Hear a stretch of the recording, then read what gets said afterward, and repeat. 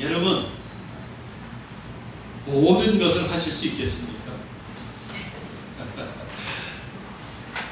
만일 누군가가 저는요 모든 것을 다 할 수 있습니다 이렇게 말을 하면 우리는 아마 이상하게 생각할 겁니다. 저 사람 정신이 어떻게 된 거 아니야? 미친 거 아니야? 좋게 봐야 어디 믿는 구석이 있나 보다 라고 생각하겠죠. 우리는 아주 그 사람을 교만하다고 말할 것입니다. 그런데 사도 바울은 말했습니다. 나는 모든 것을 할 수 있습니다. 이렇게 과감하게 말했습니다. 그러나 바울의 편지를 읽는 어느 누구도 바울이 이상하다거나 교만하다고 생각하지 않았습니다. 본문 다시 한번 읽어드리면 바울이 이렇게 선언합니다. 나는 비천에 처할 줄도 알고 풍부에 처할 줄도 알아. 모든 일 곧 배부름과 배고픔과 풍부와 궁핍에도 처할 줄 아는 일체의 비결을 배우라. 내게 능력 주시는 자 안에서 내가 모든 것을 할 수 있느니라. 모든 것을 할 수 있다고 해서 바울이 새처럼 날아다니거나 물고기처럼 물속에서 수영할 수 있다는 등의 초능력을 가졌다는 뜻으로 한 말은 아닙니다. 그의 인생에서 경험할 수 있는 모든 환경과 조건을 견뎌내고 살아남을 수 있고 더 나아가서는 하나님 앞에 믿음으로 승리하고 하나님의 뜻을 이룰 수 있었다는 그런 뜻인 것입니다. 즉 바울은 가난할 때나 부할 때나 일이 잘 풀려서 삶이 여유가 있고 사람들에게 대접을 받는 경우나 그 반대로 어렵고 힘들어질 때나 그 모든 것을 견뎌내고 마침내 승리할 수 있었던 일체의 비결을 배웠다고 말하고 있습니다. 우리가 참 부러워할 말이라고 생각합니다. 왜냐하면 우리들도 삶이 힘들고 지칠 때가 많이 있기 때문이죠. 우리 중 어떤 분은 과거에 받은 아픔과 상처로 인해 여전히 고통을 당하고 있을지 모릅니다. 우리 삶은 어떤 때는 광활한 사막에 던져진 것처럼 어디로 가야 할지 모르고 무엇을 어떻게 해야 할지 모르는 그런 때가 있습니다. 때로는 장작을 잔뜩 쌓아 올린 지게를 짊어지고 산을 오르듯 두 어깨를 짓누르고 다리가 후들거리는 것처럼 힘이 들 때가 있습니다. 우리는 모두 인생이 정말 만만치 않구나 그런 것을 거의 매일 경험하고 있습니다. 그래서 우리는 삶이 힘들다고 느낍니다. 인생에서 무엇이든 쉽게 되는 것이 없습니다. 마음 먹었다고 다 되는 것도 아닙니다. 뿐만 아니라 원하지 않던 일들도 일어납니다. 전혀 예상치 못했던 어렵고 힘든 일들이 우리의 삶 여기저기서 터질 때가 많습니다. 정말 인생은 산 넘어 산입니다. 바울도 우리처럼 이 땅에서 자기 인생을 살았습니다. 그렇다면 그의 인생도 우리 인생과 크게 다르지 않았을 것입니다. 아니, 어쩌면 바울은 오히려 우리보다 더 어렵고 힘든 삶을 살았다고 할 수도 있습니다. 그는 정처 없이 여기저기 떠도는 여행자였습니다. 바울은 늘 강도의 위험, 산과 바다의 위험에 노출되었었습니다. 로마 당국에 체포돼서 감옥에 갇히기도 했고 여러 차례 심한 매질을 당했습니다. 한 번은 맞아서 죽을 뻔한 적도 있었습니다. 배고픔고 궁핍함으로 극심한 고초를 겪었습니다. 그는 바울이 자신은 그 모든 경우에 일체의 비결을 배웠다고 말하고 있는 것이죠. 정말 생각해보면 놀랍지 않을 수 없습니다. 대단한 말입니다. 누구나 쉽게 할 수 있는 말이 아닙니다. 그런데 바울은 어떻게 이런 말을 할 수 있었을까요? 이 질문에 대한 답이 13절이죠. 다시 한번 보시기 바랍니다. 같이 읽어볼까요? 시작. 내게 능력 주시는 자 안에서 내가 모든 것을 할 수 있느니라. 정말 잘 알려진 성경 구절입니다. 대부분의 기독교인들이 좋아하고 암송하고 있죠. 사도 바울의 고백이지만 성도들은 마치 자신의 고백처럼 이 구절을 암송합니다. 그러나 정작 이 말씀을 붙잡고 이 말씀 때문에 이런저런 힘들고 어려운 일을 당했을 때 이겨내는 기독교인은 몇 명일까? 여러분들은 어떠십니까? 이 말씀을 기억하잖아요. 이 말씀을 암송하잖아요. 근데 이 말씀이 힘이 되고 이 말씀으로 인해서 여러분들은 삶에서 이기고 계십니까? 저는 오늘 여러분들이 다시 이 말씀을 견고하게 붙잡으실 수 있기를 바랍니다. 그리고 바울처럼 주어진 삶을 잘 감당하고 승리자가 되실 수 있기를 주님의 이름으로 축원합니다. 먼저 우리가 알아야 될 것은 우리에게는 능력을 주시는 분이 계시다는 것입니다. 저와 여러분에게는 능력을 주시는 분이 계십니다. 사도 바울은 자기에게 능력을 주시는 자가 있다고 말합니다. 바울에게 능력을 주시는 자가 누구이십니까? 여러분 다 잘 아시죠? 예, 대답하셨죠, 속으로. 그렇습니다. 바울에게 능력을 주시는 자는 바로 주 예수 그리스도이십니다. 그러면 우리는 어떻습니까? 바울이 자기에게 능력을 주시는 분이라고 했던 예수 그리스도, 그분이 우리와 상관이 있습니까? 상관이 없습니까? 상관이 있지요? 상관이 있습니다. 우리도 예수 그리스도를 믿습니다. 우리가 가진 믿음이 사도 바울이 가졌던 믿음과 동일한 믿음인 것이죠. 예수 그리스도는 하나님의 아들이십니다. 아멘. 그분은 동정녀 마리아의 몸에 성령으로 잉태되셔서 우리처럼 육신을 입으시고 이 땅에 오셨습니다. 예수님은 육신을 입고 오셨지만 죄가 없으셨습니다. 그래서 우리의 죄를 짊어지시고 십자가에 죽으셨습니다. 그리고 3일 만에 다시 살아나셨습니다. 성경은 누구든지 예수 그리스도를 믿으면 죄 사함과 구원을 받는다고 무수히 말하고 있습니다. 그뿐만 아니라 예수님을 믿는 것만이 죄 사함과 구원을 받는 유일한 길이라고 말씀하고 있습니다.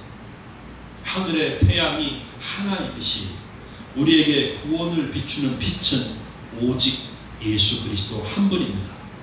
다른 빛은 없습니다, 여러분. 다른 길은 없습니다. 구원은 자기의 노력으로 되지 않습니다. 세상 권세로 가질 수 없습니다. 돈으로 구원을 살 수 없습니다. 세상에 어떤 명예를 가지고 있더라도 그에게 구원이 저절로 주어지지 않습니다. 공부를 많이 하더라도 그 어떤 수단과 방법을 다 동원해도 죄인이 구원을 받을 수 있는 다른 길은 없는 것입니다. 오직 예수님을 믿는 길, 이 길 하나뿐인 것이죠. 누구든지 이 예수님을 믿으면 그분은 믿는 자의 주가 되십니다. 그리고 믿는 자의 왕이 되십니다. 예수 그리스도는 믿는 자가 이 땅에서 살아갈 동안에 언제나 함께 하십니다. 믿는 자의 삶을 이끌어 주십니다. 예수님을 믿는 사람이 이 땅에서 죄에 빠지지 않도록 도와주십니다. 인생의 복잡한 문제를 해결할 수 있도록 지혜를 주십니다. 그리고 어렵고 힘든 일을 만났을 때 잘 이겨낼 수 있도록 힘과 능력을 부어 주십니다.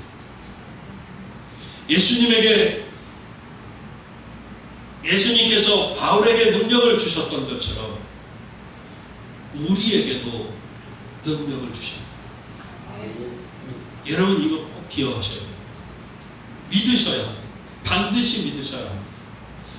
저는 성령님께서 지금 이 시간에 여러분 모두에게 예수님이 능력 주시는 분임을 믿을 수 있는 은혜가 부어지기를 간절히 소원합니다. 우리가 예수를 믿을 때 그 믿음은 내가 죽어서 천국에 간다는 믿음만이 아니어야 합니다. 예수님을 믿는 그 믿음은 우리가 이 땅에 사는 동안에도 역사하는 믿음입니다. 예수님을 믿으면 예수님은 모든 믿는 자에게 능력을 베풀어 주십니다. 이 능력은 이 세상에 속한 능력이 아닙니다. 신적인 능력입니다. 하나님의 능력입니다. 세상이 흉내낼 수 없는 능력입니다. 세상의 모든 것을 초월하는 능력입니다.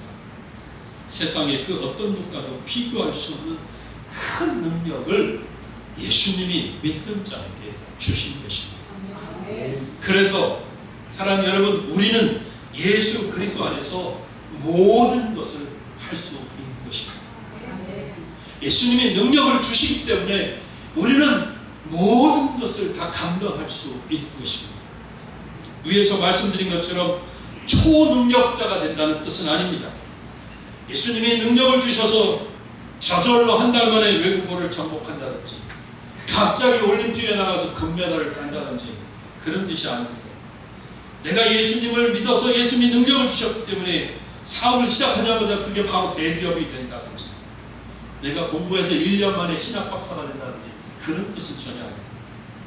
12절과 13절을 연관시켜서 생각할 때 13절의 의미가 명확해지거든요. 그래서 연관시켜서 보면 본문에서 13절의 의미는 이것입니다.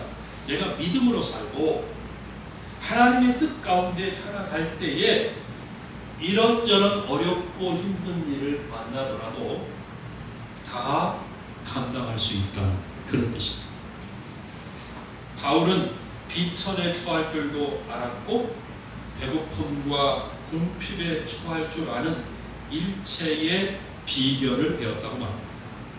비천에 처한다는 말, 그리고 배고픔이라고 하는 단어, 그리고 궁핍에 처한다는 말, 이 표현들이 다 사실 비슷한 건데요. 육신을 입은 인간에게 꼭 필요한 먹을 것, 입을 것, 잘 것, 이게 없었다는 뜻이에요. 그래서 바울 자신의 처지가 한없이 낮아지고 초라해졌다는 뜻이에요. 삶에서 육신을 입고 있는 이 몸뚱어리가 살아야 되는데 그것에 꼭 필요한 것들이 없기 때문에 굉장한 고통을 겪었다는 그런 뜻입니다. 바울이 정말 견디기 어려웠던 것은 아마도 배고픔이지 않았을까 그렇게 생각합니다. 가난과 배고픔은 삶에서 정말 견디기 어려운 고통입니다. 연약한 인간은 가난과 배고픔 앞에서 쉽게 무너지거든요. 끔찍한 범죄를 저지르기도 하고요. 평상시에는 상상조차 할 수 없었던 그런 일들을 하게 만듭니다. 심하게 굶주리면 평상시에 혐오하던 쥐나 뱀도 잡아먹어요. 모든 벌레를 싹싹 잡아먹어요. 심지어는 배가 고프면 반인륜적인 짓까지 할 수 있습니다. 성경에 굶주린 엄마 둘이 자기 아이들을 잡아먹자고 하는 말이 있지 않습니까? 그렇기 때문에 아무리 믿음이 좋은 사람이라도 가난과 배고픔을 정말 견디기 어려워하는 것입니다. 잠언서 30장은 아굴의 잠언이라고 합니다. 아굴이라는 분이 기도하기를 이렇게 합니다. 자기가 가난하지 않게 해달라고 기도합니다. 그렇게 기도하는 이유는 자신이 가난하여서 도둑질을 하거나 하나님의 이름을 욕되게 할까 두렵기 때문이라고 합니다. 그만큼 가난과 배고픔은 견디기 어려운 고통입니다. 옛날 성도님들이 매끼 교회 올 때마다 이 매끼 성미를 뗐다가 교회 올 때 와서 드렸던 이유는 목회자가 배가 고프면 목회를 잘하기 어렵기 때문 아니겠습니까? 제가 우리 교회 처음 부임했을 때도 초창기에는 성도들이 성미를 드렸던 그런 기억이 있습니다. 그 그만큼 배고프고 가난한 것은 힘든 것이고, 그렇게 되면 다른 어떤 것을 하기가 어려워진다는 것이지. 굉장히 힘든 일입니다. 그런데 바울은 그런 고통 가운데서도 견딜 수 있었다고 말합니다. 자기에게 비결이 있는데 그것은 자기에게 능력 주시는 자 안에서 모든 것을 할 수 있었기 때문이라고 말하는 것이죠. 그렇습니다.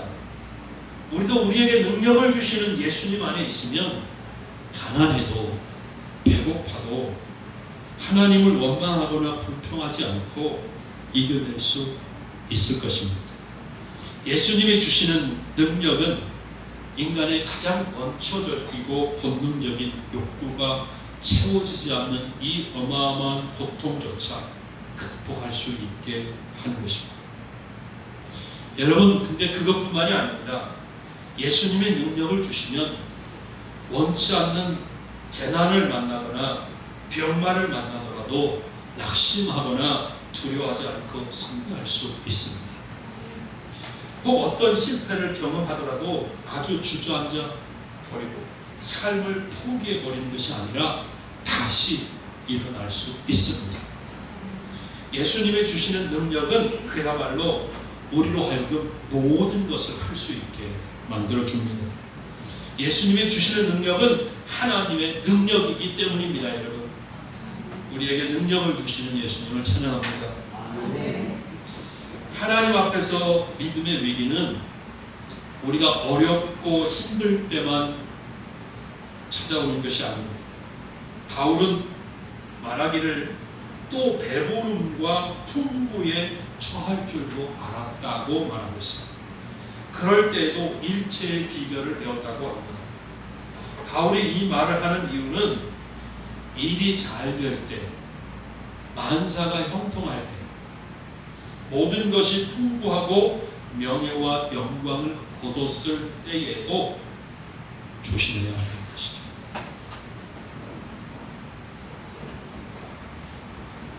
바울의 말은 모든 것이 잘 되고 풍부하고 명예를 얻고 영광을 얻었을 때 조심하지 않으면 교만해질 수 있고 하나님의 은혜를 잊을 수 있는 위험이 있다는 의미를 포함하고 있습니다. 마귀가 우리를 교만하게 해서 쓰러뜨릴 수 있다는 것이죠. 그러나 바울은 그러한 마귀의 괴계에 넘어가지 않았습니다. 그는 배부르고 풍부할 때에도 겸손할 수 있었고요, 하나님의 은혜를 기억하고 감사할 수 있었습니다. 바울은 형통할 때에도 하나님께 영광을 돌릴 수 있었다는 말을 하고 있습니다. 배부르고 풍부할 때 믿음을 잘 지키는 것은 어렵고 힘들 때 믿음을 지키는 것만큼 어렵다고 할 수 있습니다. 아니, 더 어렵다고 해도 여러분 과언이 아닐 거예요. 위에서 언급한 잠언서 30장의 이 아굴이란 분의 또 다른 기도는 이렇습니다. 나를 부하게도 마옵시고 오직 필요한 양식으로 나를 먹이시옵소서. 혹 내가 배불러서 하나님을 모른다, 여호와가 누구냐 할까 하오니. 배부르게 되면 하나님이 누구야? 하나님 꼭 믿어야 돼? 꼭 교회 가야 돼? 기도해야 돼? 그런 생각이 들어올 수 있다는 거예요. 예수님께서도 친히 말씀하시기를 낙타가 바늘귀로 들어가는 것이 부자가 하나님의 나라에 들어가는 것보다 쉬우니라 그랬습니다. 예수님의 이 말씀을 액면 그대로 보면 부자가 천국에 들어가는 것이 불가능하다는 말씀이에요. 사실 그만큼 부자가 진짜 믿음을 갖는다는 것이 어렵다는 말씀이라고 생각합니다. 그러나 그럴 때도 바울은 비결을 배웠다고 했습니다. 그리고 믿음을 지켰고 승리했다고 말하고 있습니다. 그렇다면 여러분, 우리도 가능한 거 아니겠습니까? 우리도 능력을 주시는 예수님 안에 있으면 풍부하고 배부름 가운데 있다 할지라도 교만하지 않고 겸손하며 하나님의 은혜에 감사할 수 있어 하나님의 뜻을 이루어갈 수 있는 것입니다. 하나님, 주님이 주시는 이 능력은 참으로 놀라운 것이죠. 제가 설교를 준비하면서 여기까지 쓰고 난 다음에 무슨 생각이 들었냐면, 이 모든 말씀이 다 진리다, 맞다. 그런데 이 말씀을 듣고 앉아있는 성도들이 이 말씀을 어떻게 생각할까? 그런 의심이 듭니다. 그냥 단순히 이론처럼 들리고, 그냥 의뢰 목사가 강단에서 하는 설교처럼 들리고, 실제로 성도들 한 분 한 분이 이 말씀을 자신의 삶 속에서 적용할 수 있는 그런 방법을 알까? 어떻게 해야 될지 감이 잡힐까? 그런 의구심이 생기더라고요. 네. 그렇잖아요. 여러분, 그렇죠? 제가 보니까 그런 것 같기도 해요. 하나님이, 주님이 능력을 주십니다. 능력을 주시면 우리가 어떤 어려움에 있어도 다 견딜 수 있고 감당할 수 있습니다. 심지어 배부르고 풍부한 가운데 있어도 교만하지 않고 겸손히 하나님 앞에 행할 수 있습니다. 예수님이 능력을 주시기 때문입니다. 그래서 어떻게 할 거예요? 그래서 지금 제가 드리려고 하는 이 마지막이 굉장히 중요합니다. 잘 들으세요. 우리의 삶의 매 순간 예수 그리스도가 나와 함께 하는지, 내가 정말 예수 그리스도 안에 있는지, 매 순간, 정말 매 순간, 할 수 있는 매 순간 점검하고 예수 안에 거하려고 하는, 예수님 안에 있으려고 하는 거룩한 노력이 필요합니다. 첫째는 여러분, 언제나 예수 안에 있다는 사실을 기억하십시오. 나는 예수 안에 있다. 이것을 기억하십시오. 여러분, 우리가 처한 환경은 계속 변해요. 그렇죠? 오늘은 좋지만 내일은 나빠질 수 있거든요. 어제는 나빴지만 오늘은 좋을 수 있어요. 우리의 삶은 좋을 때도 있고 나쁠 때도 있습니다. 풍부할 때도 있고 궁핍할 때도 있습니다. 일이 잘 될 때도 있지만 하는 일마다 실패할 때도 있어요. 변하는 환경이나, 그래서 변하는 환경이나 조건만 의식하고 어떻게 하고 있으면 예수 안에 있다는 의식을 못하면 어지럽습니다. 힘이 듭니다. 불안해질 것입니다. 믿음을 잊어버릴 것입니다. 정신을 차리기 어려울 것입니다. 환경은, 조건은 계속 변하는데 나는 주님 안에 있어, 이것을 의식하지 못하고 있으면 우리는 정말 힘들어지는 거예요. 당황스럽고 믿음을 잊어버릴 수 있어요. 우리는 이렇게 변하는 우리의 삶의 환경과 조건 앞에서 언제나 의식해야 돼요. 나는 예수 그리스도 안에 있다. 선포해야 돼요. 나는 예수 그리스도 안에 있다. 그분이 나에게 능력을 베푸신다. 예수님께서 주시는 능력으로 나는 이 모든 것을 감당할 수 있다라고 매 순간 선포할 수 있어요. 선포해야 돼요. 아시겠죠? 근데 그 다음도 너무 중요해요. 잘 들으세요. 예수님께 삶의 모든 것을 보여드리고요, 모든 것을 맡겨야 돼요. 여러분, 내면의 복잡한 감정과 변화와 남에게 말하지 못한 과거의 오랜 아픔과 상처를 예수님에게 다 보여드릴 수 있어요. 믿음이 아주 좋다고 할 수 있는 성도님들도 예수님께 모든 것을 보여드리고 모든 것을 맡겨드리지 않는 경우가 너무 많아요. 최선을 다해서 섬기고 봉사하지만 마음속으로는 지쳐있는 경우가 너무 많아요. 열심히 신앙생활을 하고 있지만 마음속에는 기쁨이 없어요. 감사가 없어요. 그냥 와야 되니까 오는 거예요. 안 오면 조금 불안하니까 오는 거예요. 그런 성도들이 굉장히 많아요. 우리 교회는 없지만 다른 교회 가면 우리 동생이 지금 피 묻거든요. 옛날에 우리 고향교회 목사님 늘 이런 식으로 말해요. 우리 동네는 없지만 다른 동네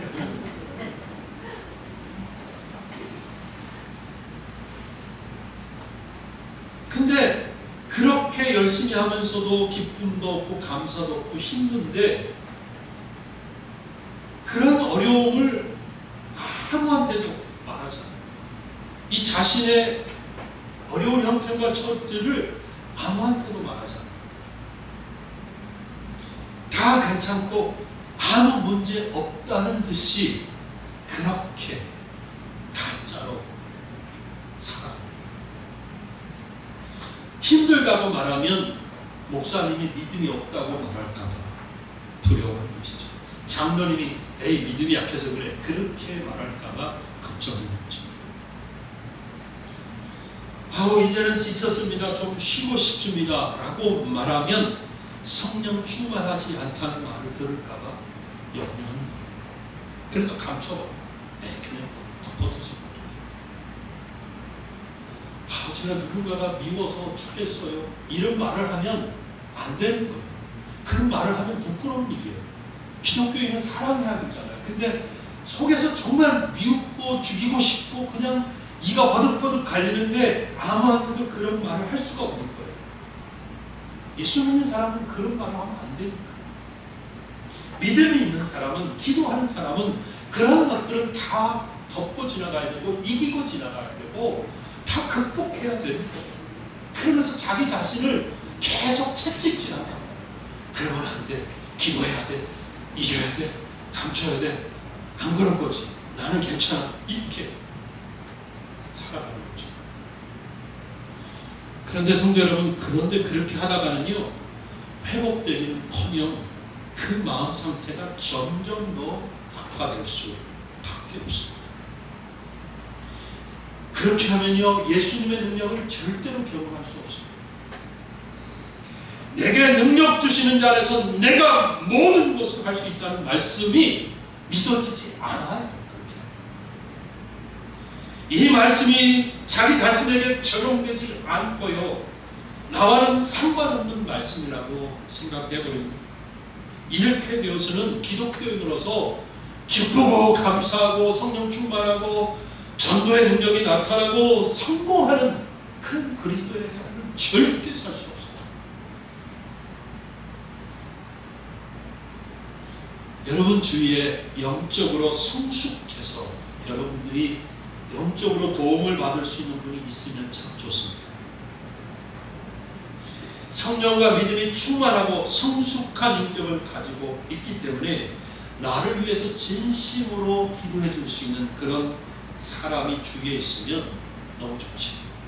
그런 분에게 가서 얘기를 해야 합니다. 얘기해야 돼요. 감춘다고 되는 거죠. 얘기하는 것만으로도 굉장한 도움을 받을 수 있습니다. 그런 분이 아픔과 어려움을 공감해 주면서 같이 눈물로 기도해 주면 정말 큰 도움이 되고 마음의 상처와 아픔이 치유되고 회복이 일어나요. 정말 예수님께서 그 기도를 들으시고 능력을 베풀어 주십니다. 그런데 여러분 주변에 그런 영적으로 나에게 도와줄 만한 분이 없다 그렇게 생각하더라도 걱정하지 마십시오. 여러분들이 직접 예수님에게 나아가서 예수님 앞에 여러분의 마음을 그대로, 여러분의 삶을 있는 그대로 다 고백하면 되거든요. 주여, 너무너무 배가 고픕니다. 그래서 너무 힘이 듭니다. 어떻게 하면 되겠습니까? 주여, 내 남편이라는 인간이 너무 밉습니다. 저 인간을, 저를 헤어질 수도 없고 저걸 어떻게 하면 좋겠습니까? 도와주셔야죠. 내가 저 인간을 왜 미워하는 겁니까? 예수님, 제가 너무 교만한 것 아닙니까? 저를 살펴주셔서 제 마음이 왜 이렇게 교만한지 알게 해주세요. 주님, 왜 요즘 제가 자꾸 화가 나는지 모르겠습니다. 화가 나는 그 이유를 좀 가르쳐 주십시오. 내가 왜 분노하고 있는지 제 마음을 볼 수 있는 은혜를 주십시오.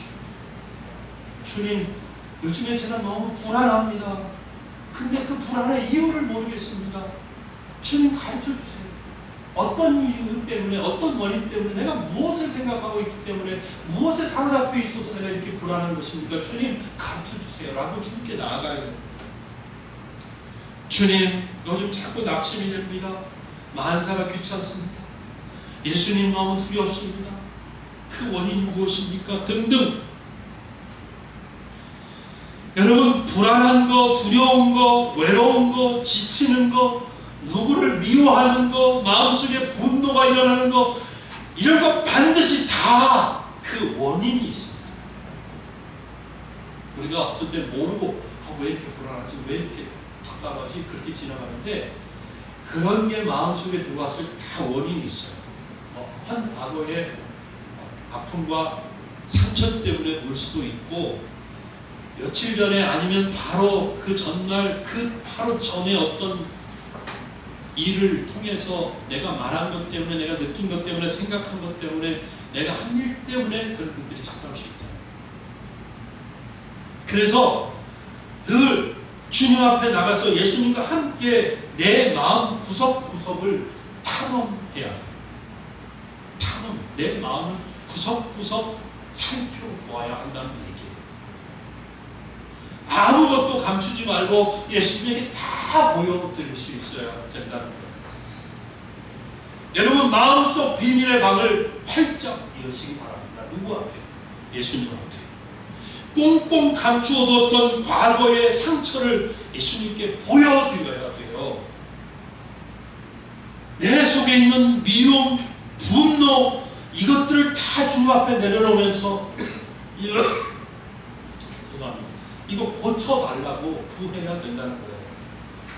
예수님 앞에 내 자신의 연약한 모습 그대로 인정하고 보여드리시기 바랍니다. 아멘. 여러분, 이거 아십니까? 예수님은 내가 허락해 드려야만 내 마음속 비밀의 방에 들어오십니다. 내가 자물쇠를 열어드려서 주님께 보여드리지 않으면 주님은 결코 강제로 억지로 그 마음속 비밀의 방에 밀고 들어오시지 않아요.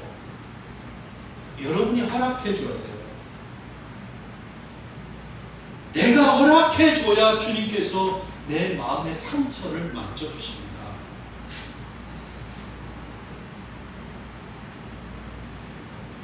과거의 아픈 기억, 상처, 삶이 흔들릴 정도의 충격, 이 모든 것들을 다 주님께 말하고 주님 발 앞에 내려놓아야 합니다. 그러면 주님께서 비로소 그 문제를 다루시기 시작합니다. 그리고 능력을 주십니다. 그리고 이겨낼 수 있게 하십니다. 주님은 자비와 능력의 손으로 그것들을 만져주시는 것입니다. 주님은 능력을 주시고 여러분들이 그 모든 것들을 이기고 감당할 수 있도록, 극복할 수 있도록 역사해 주시는 것입니다. 믿으십니까? 말씀을 맺겠습니다. 사랑하는 여러분, 때때로 많이 힘이 드시지요. 인생이 만만치 않습니다. 삶이 답답할 때가 많지요. 여러분, 어떻게 할 수 없는 어려움과 고통의 시간들이 자주 찾아오시지. 우리처럼 그 모든 것을 경험한 사도 바울은 능력을 주시는 예수님 안에서 다 감당할 수 있었고 다 이길 수 있었다고 고백했습니다. 예수님 자신도 그 모든 것들을 경험한 우리의 대제사장이기에 주님은 우리의 아픔을, 외로움을, 분노를, 미움을, 두려움과 걱정과 공포를 다 이해하시고 우리를 넉넉히 동정해 주실 수 있는 우리의 대제사장이십니다. 그래서 우리가 담대하게 그분 앞에 나갈 수 있는, 그러면 그분은 우리를 도와주십니다. 그분은 우리에게 능력을 베풀어 주시는 것입니다. 사랑하는 여러분, 예수님 안에 거하십시오. 예수님께 모든 것을 보여드리고 모든 어려움과 무거운 짐을 예수님께 맡기시기를 주님의 이름으로 축원합니다. 예수님께서 능력을 주실 것입니다. 예수님께서 넉넉히 이기게 해주실 것입니다. 예수님은 우리가 더 큰 믿음의 사람이 되게 하실 것입니다. 예수님은 우리가 승리하고 기쁨과 감사와 찬송이 충만한 삶을 살도록 이끌어 주실 것입니다. 내게 능력 주시는 자 안에서 내가 모든 것을 할 수 있습니다. 기도하겠습니다.